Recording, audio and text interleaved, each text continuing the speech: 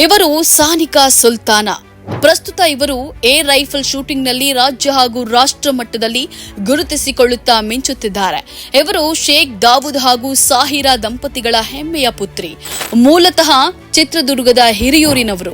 ತಮ್ಮ ಇಬ್ಬರು ಮಕ್ಕಳ ಶಿಕ್ಷಣದ ಉನ್ನತ ಸೌಕರ್ಯಕ್ಕಾಗಿ ಶೈಕ್ಷಣಿಕ ನಗರಿ ತುಮಕೂರಿಗೆ ಬಂದು ನೆಲೆಸಿದ್ದಾರೆ.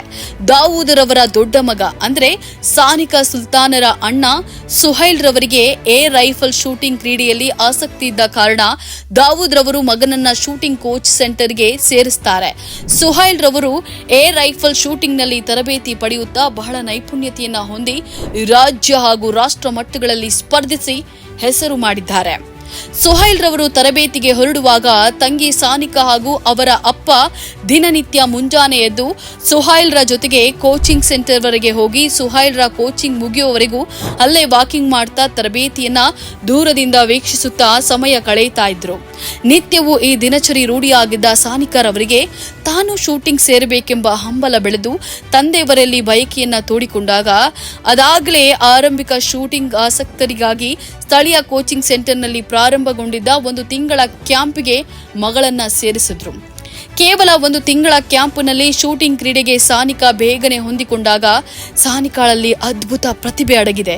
ಆದ್ದರಿಂದ ಶೂಟಿಂಗ್ನಲ್ಲಿ ಉನ್ನತ ಮಟ್ಟದ ತರಬೇತಿ ಲಭಿಸಿದ್ರೆ ಭವಿಷ್ಯದಲ್ಲಿ ಉತ್ತಮ ಕ್ರೀಡಾಳುವಾಗಿ ಹೊರಹೊಮ್ಮುವ ಎಲ್ಲಾ ಸಾಮರ್ಥ್ಯವೂ ಅವಳಲ್ಲಿದೆ ಎಂದು ಸಾನಿಕಾ ಸುಲ್ತಾನರ ಕೋಚ್ ರವರು ಸಾನಿಕಾ ಸುಲ್ತಾನರ ತಂದೆಯವರಲ್ಲಿ ಹೇಳಿದಾಗ ತಕ್ಷಣವೇ ತಂದೆಯವರ ಒಪ್ಪಿಗೆ ಇತ್ತು. ತುಮಕೂರಿನ ವಿವೇಕಾನಂದ ಶೂಟಿಂಗ್ ಅಕಾಡೆಮಿಯಲ್ಲಿ ತರಬೇತಿಯನ್ನ ಮುಂದುವರೆಸುವ ಏರ್ಪಾಡು ನಡೆಸಿದ್ರು.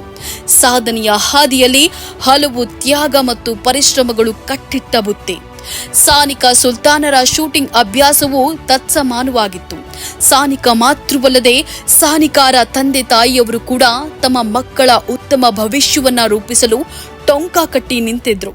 ಬೆಳಗಿನ ಜಾವ 4 ಗಂಟೆಗೆ ಎಲ್ಲರೂ ಎದ್ದು ತಾಯಿ ಶಾಹಿರಾ ಅವರಿಗಾಗಿ ತಯಾರು ಮಾಡಿ ತಂದೆಯವರ ಜೊತೆ ಕಳಿಸಿಕೊಡ್ತಾರೆ. ನಂತರ physical gym, high focus exercise ಹಾಗೂ ವಾಕಿಂಗ್ ನ ಬಳಿಕ ಶೂಟಿಂಗ್ ತರಬೇತಿಗೆ ತೆರಳುತ್ತಾರೆ. ಇವೆಲ್ಲವೂ ಮುಗಿಯುವ ಅಷ್ಟು ಹೊತ್ತು ಸಾನಿಕಾ ಸುಲ್ತಾನರ ತಂದೆ ದಾವೂದ್ ರವರು ಜೊತೆಯೇ ಇರ್ತಾರೆ. ನಾನು ಇಷ್ಟೊಂದು ಸಾಧನೆಗಳ ಶಿಖರವನ್ನ ಏರಲು ನನ್ನ ಅಪ್ಪ ಹಾಗೂ ನನಗೆ ಮೊದಲಿನಿಂದ ಎಲ್ಲವನ್ನ ನಿರ್ದೇಶಿಸುತ್ತಾ ಹುರಿದುಂಬಿಸುತ್ತಾ ತರಬೇತಿ ನೀಡುವ ನನ್ನ ಕೋಚ್ ಅನಿಲ್ ರವರಾಗಿದ್ದಾರೆ ಎಂದು ಸಾನಿಕಾ ಸುಲ್ತಾನರು ಹೇಳ್ತಾರೆ. ಪ್ರಸ್ತುತ ತನ್ನ 14ನೇ ವಯಸ್ಸಿನಲ್ಲಿ ಸಾಧನೆಯ ಹಾದಿಯಲ್ಲಿ ಮುನ್ನಡೆಯುತ್ತಿರುವ ಸಾನಿಕಾ ಸುಲ್ತಾನರು ಮುಡಿಗೇರಿಸಿಕೊಂಡ ಪ್ರಶಸ್ತಿ ಪುರಸ್ಕಾರಗಳು ಒಂದಲ್ಲ ಎರಡಲ್ಲ.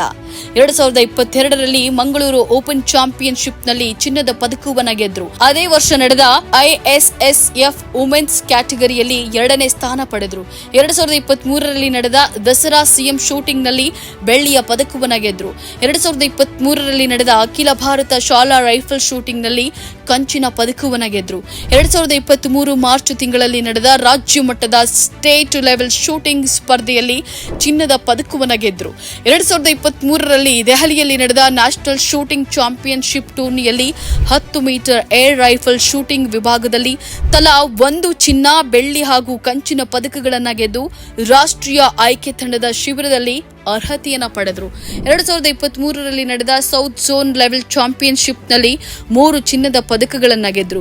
ವಿಶೇಷವಾಗಿ 2023ರಲ್ಲಿ ತಮಿಳುನಾಡಿನಲ್ಲಿ ನಡೆದಂತಹ ಖೇಲೋ ಆಲ್ ಇಂಡಿಯಾ ಯೂತ್ ಗೇಮ್ಸ್ನಲ್ಲಿ ಕರ್ನಾಟಕವನ್ನ ಪ್ರತಿನಿಧಿಸಿ ಖೇಲೋ ಆಲ್ ಇಂಡಿಯಾ ಯೂತ್ ಗೇಮ್ಸ್ಗೆ ತುಮಕೂರಿನಿಂದ ಸ್ಪರ್ಧಿಸಿದ ಮೊದಲ ಸ್ಪರ್ಧಾಳು ಎನಿಸಿಕೊಂಡರು. ಮಾತ್ರವಲ್ಲದೆ ರಾಷ್ಟ್ರ ಮಟ್ಟದಲ್ಲಿ ಉತ್ತಮ ಪ್ರದರ್ಶನವನ್ನ ನೀಡಿ ಭಾರತ ಬಿ ತಂಡಕ್ಕೆ ಆಯ್ಕೆಯಾದರು. ಇನ್ನು ಹಲವಾರು ಪ್ರಶಸ್ತಿ ಪುರಸ್ಕಾರಗಳು ಸಾನಿಕಾರವರಿಗೆ ಸಂದಿವೆ. ಸಾನಿಕಾರವರ ಸಾಧನೆಯನ್ನ ಗುರುತಿಸಿ ಮಾನ್ಯ ಗೃಹ ಸಚಿವರಾದ ಜಿ ಪರಮೇಶ್ವರ್ ಅವರನ್ನ ಒಳಗೊಂಡಂತಹ ಹಲವು ಗಣ್ಯ ವ್ಯಕ್ತಿಗಳು ಹಾಗೂ ಸಂಘ ಸಂಸ್ಥೆಗಳ ವತಿಯಿಂದ ಸನ್ಮಾನಿಸಿದ್ದಾರೆ. ಶೂಟಿಂಗ್ ಕ್ರೀಡೆ ಅನ್ನೋದು ನಾವು ಊಹಿಸಿದಂತಲ್ಲ. ದೈಹಿಕ ಫಿಟ್ನೆಸ್ ಜೊತೆಗೆ ಏಕಾಗ್ರತೆಯನ್ನ ಬಳಸಿಕೊಳ್ಬೇಕು. ಕ್ರೀಡೆಗೆ ಉಪಯೋಗಿಸುವ ಶೂಟಿಂಗ್ ವೆಪನ್ ಭಾರವೇ 5.5 kg ಹಾಗೂ ಶೂಟಿಂಗ್ ವಸ್ತ್ರಧಾರಣೆ ಎಲ್ಲವೂ ಸೇರಿ ಸುಮಾರು 15 kgಗಳಷ್ಟು ಭಾರ ಒತ್ತಡವಿರುತ್ತದೆ. ಇವೆಲ್ಲವನ್ನ ನಿಭಾಯಿಸಲು ನಿರಂತರ ಪರಿಶ್ರಮಗಳು ಅತ್ಯವಶ್ಯಕವಾಗಿರುತ್ತದೆ. ವಿಶ್ವದ ಶ್ರೇಷ್ಠ ಕ್ರೀಡಾಕೂಟವಾದ ಒಲಿಂಪಿಕ್ಸ್ನ 2028ನೇ ವರ್ಷದ ಆವೃತ್ತಿಯಲ್ಲಿ ಆಡುವುದು ಸಾನಿಕಾ ಸುಲ್ತಾನರ ಗುರಿ. ತನ್ನ ನಿರಂತರವಾದ ಪರಿಶ್ರಮಗೆಯುತ ಸಾಧನೆಯ ಶಿಖರವನ್ನೇರುತ್ತಿರುವ ಕರ್ನಾಟಕದ ಹೆಮ್ಮೆಯ ಪುತ್ರಿ ಸಾನಿಕಾ ಸುಲ್ತಾನರಿಗೆ ಕನ್ನಡ ಮುಸ್ಲಿಂ ಒಕ್ಕೂಟದಿಂದ ಹಾರ್ದಿಕ ಅಭಿನಂದನೆಗಳನ್ನು ಸಲ್ಲಿಸುತ್ತೇವೆ.